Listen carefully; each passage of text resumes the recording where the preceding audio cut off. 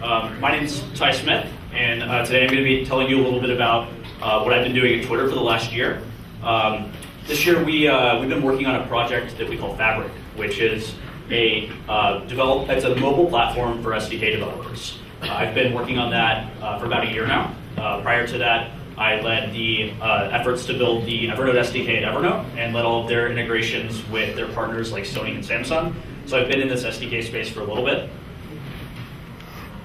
So what exactly is Fabric? Well, when we started Fabric, Twitter had acquired a few different companies. They had acquired Crashlytics. How many of you have heard of or used Crashlytics today?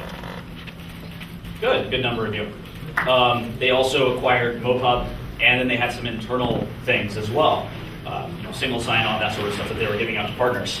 And they said, how do we combine all those into something that developers want to use? And that's when the project came to me. And the first thing I said is, that sounds like a lot of kitchen sink that you're trying to put there.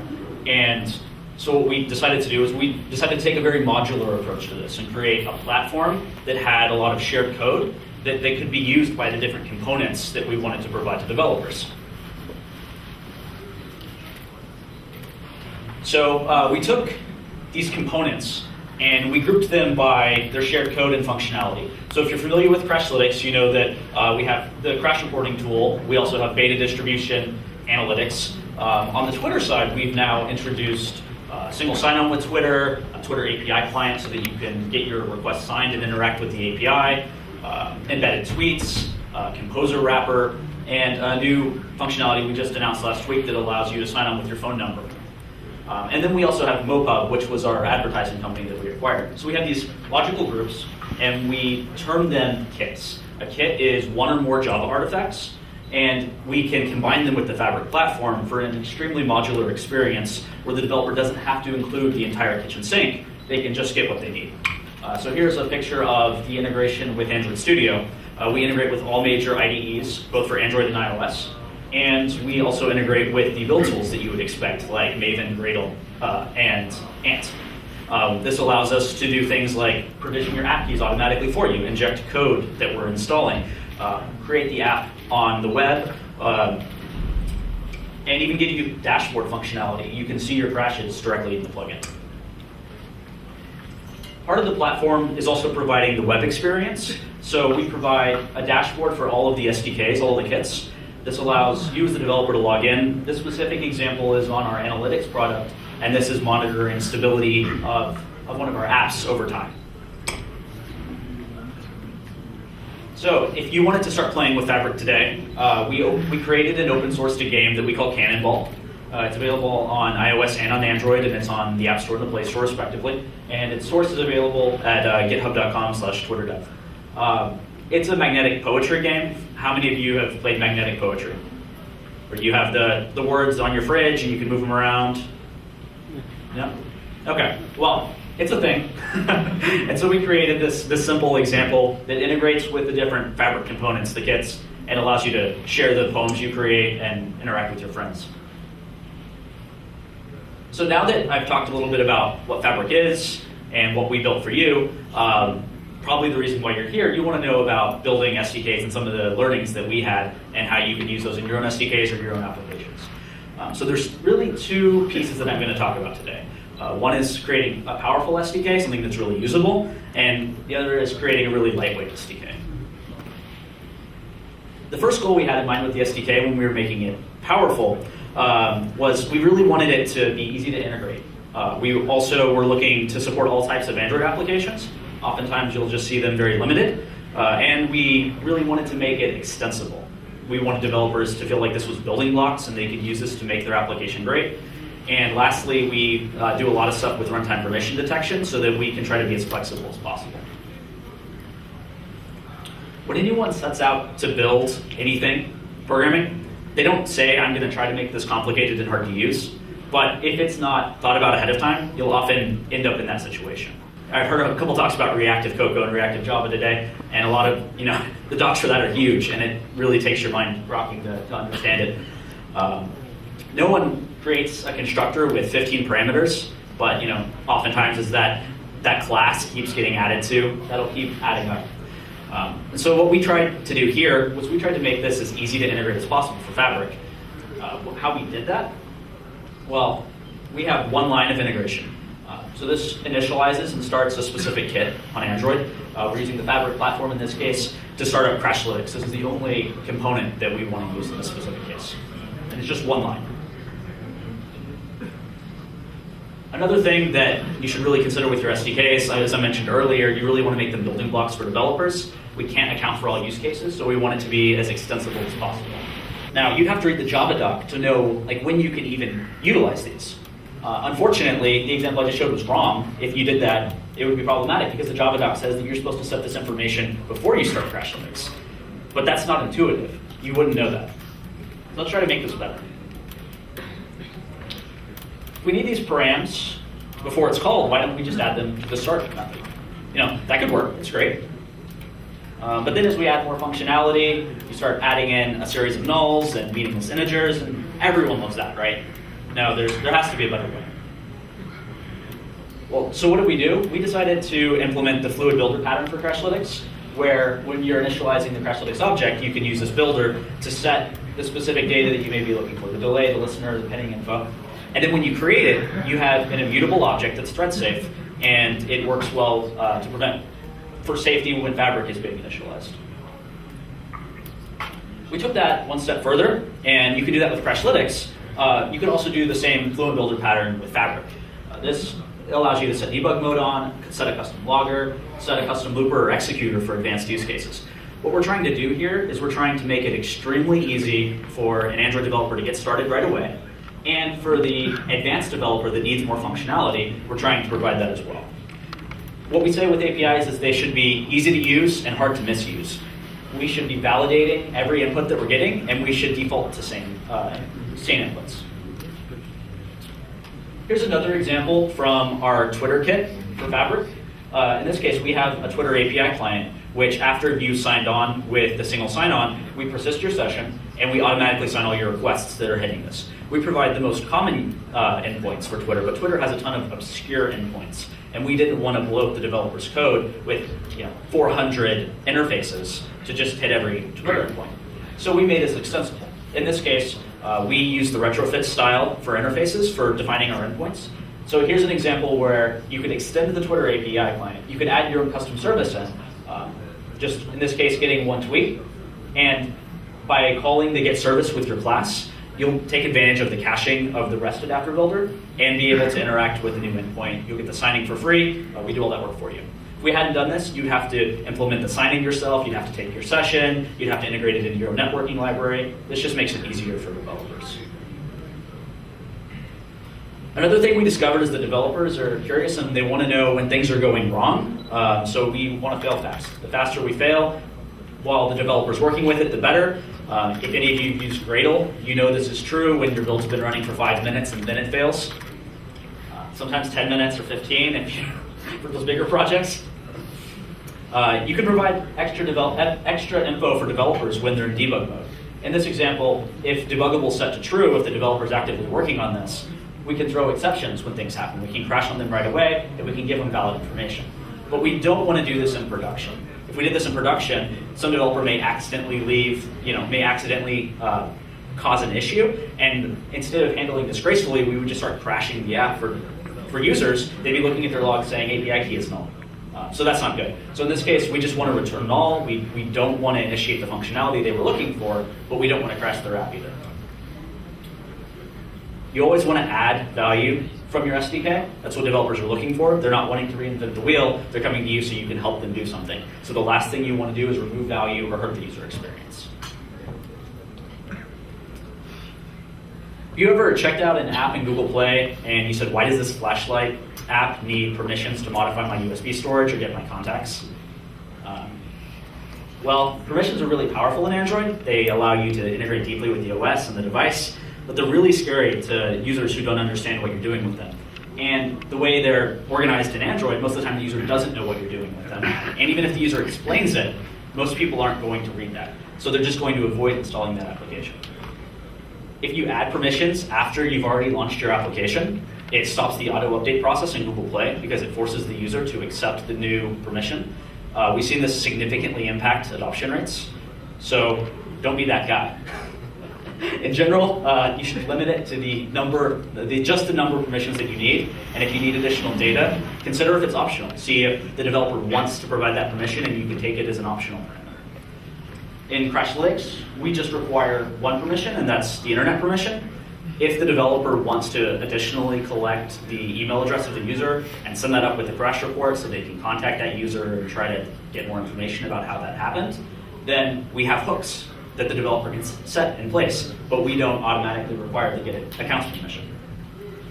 If we wanted to get the account automatically, then we'd have to put that in place. And then every time a user goes to install this application, they're going to see that in the manifest, and they're going to see that prompted on Google Play. Now, the developer may not even know that we requested that the way that manifest merging works. So oftentimes, they wouldn't even know that their app is going to stop auto-updating. So I would recommend that in every case you can allow your developer to collect this information and set it on your SDK.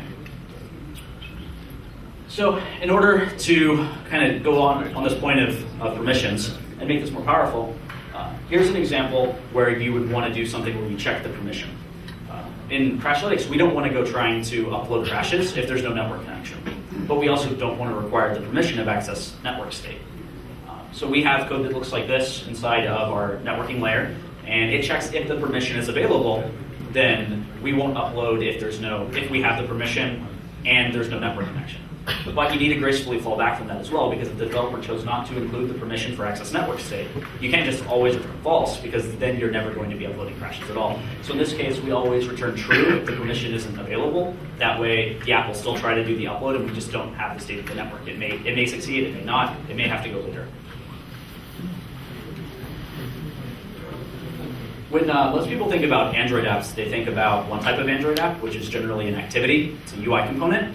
But there's other types of apps do exist as well, such as background services like live wallpapers, home screen widgets. Now, when we first started building Crashlytics a long time ago before I was on the team, they created it and it took an activity to start it. And very quickly they had a customer that emailed them and said, hey, I have a live wallpaper app, can I use Crashlytics as well? And the change was easy enough. Instead of taking an activity, they took a context. And overnight, they got a lot more apps. One of the caveats of that is that if you're not using an activity, you can't interact with the UI. So just be aware of that. But in Ice Cream Sandwich and above, we can take advantage of functionality to still get at the activity automatically so that the developer doesn't have to provide it to you. What we're doing here is we're registering a activity lifecycle callback. Like I said, this is only in 14 and above, so we need to check the version. Then we have these callbacks that are called automatically in the lifecycle of the activities, and they provide the activity as a callback, as a parameter on these callbacks. Now we're very careful with these. We reference all the activities we get, and we use those for specific error message and things like that. And as we develop Fabric further, there may be more use cases for this. So I've talked to you about the importance of integrating an SDK, the extensibility of it, how you need to support many application types, and permission detection. Next, we'll talk about how we take this powerful SDK that's feature-filled and also work on making it lightweight. Through trial and tribulation, we learned a lot of things about integrating lightweight SDKs. These are applicable to apps as well as SDKs. So if you're not building SDKs, don't worry. We're going to talk a little bit about being mindful of the binary size, the third-party dependencies that we put in place, watching the Dalvik method limit count, limiting networking usage, and making startup time a little bit faster. Users are a lot less likely to download big apps, and this means that the binary size of your artifact really matters. I remember when I was at Google I/O this year, and they gave us Cardboard. It was this awesome new virtual reality cardboard piece. We called it the Moculus Thrift at the time. Anyway, so we got this, and everybody went on their phones to download the app. And the network speed is terrible. There's thousands of people. And we discovered the app's 90 megs. And the network towers aren't handling that well because there's thousands of people in this conference center. And so it took a long time to get that set up. I nearly choked when I saw what the size was. So this wasn't that big of a deal in the United States. But in many emerging markets, network conditions are terribly slow. individual users pay per kilobyte, not necessarily for data plans that have 3 gigs, 5 gigs, unlimited.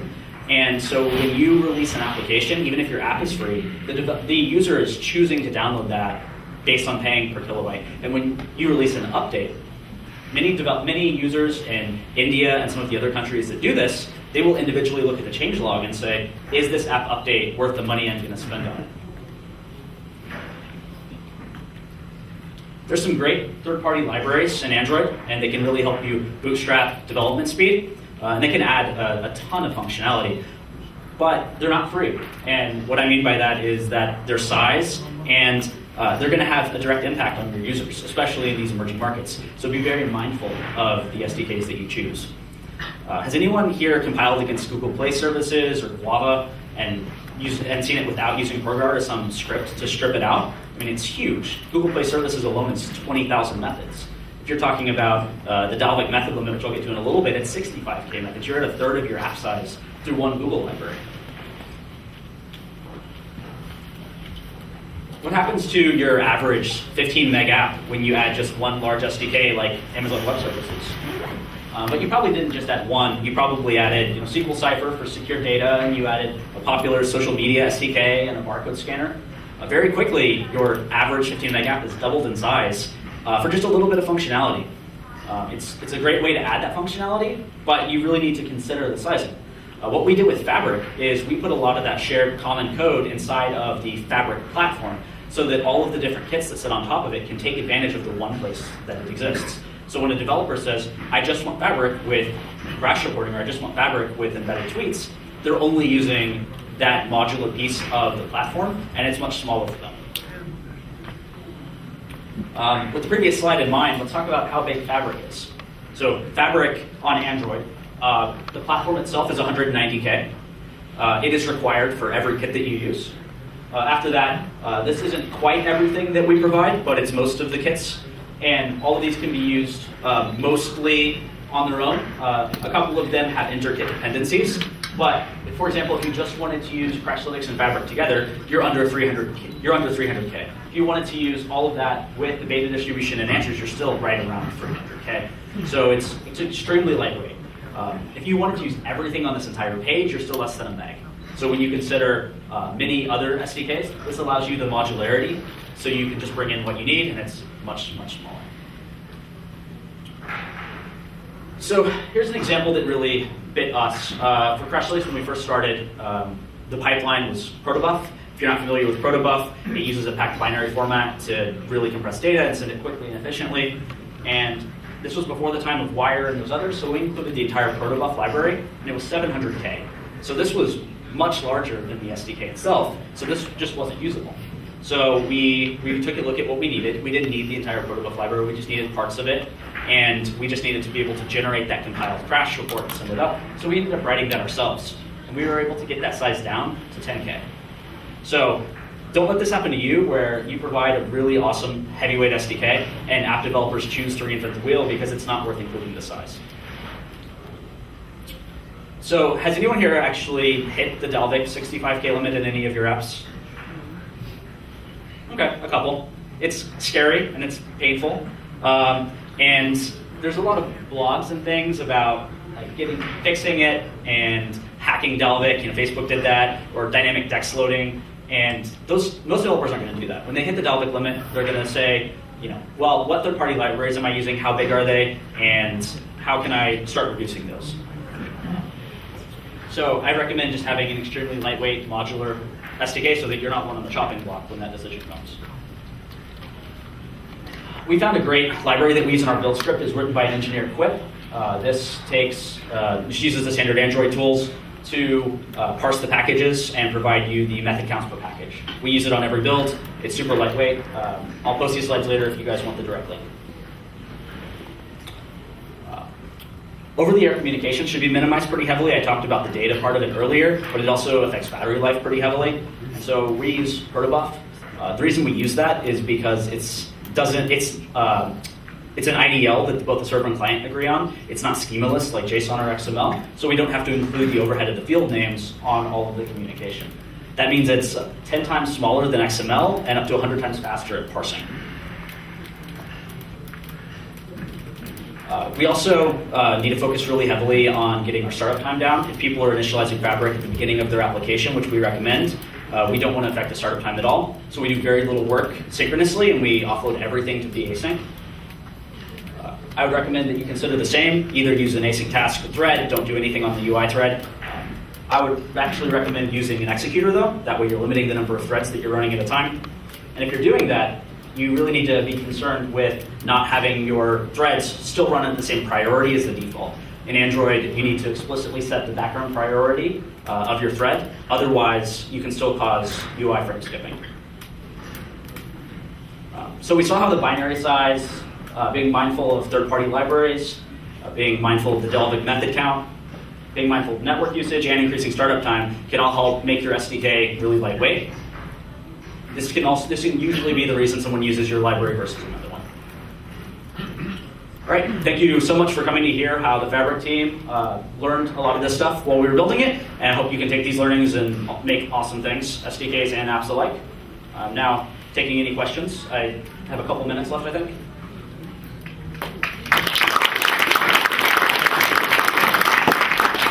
Вопросы, ребят?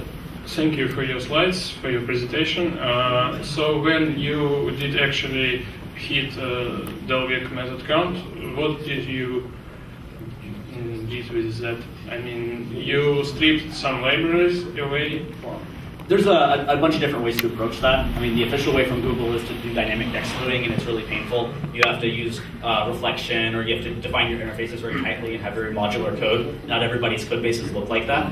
So a lot of the time, the developers are just going to look through and say, wait, I have these giant libraries that I don't really need, and they're going to start stripping it out.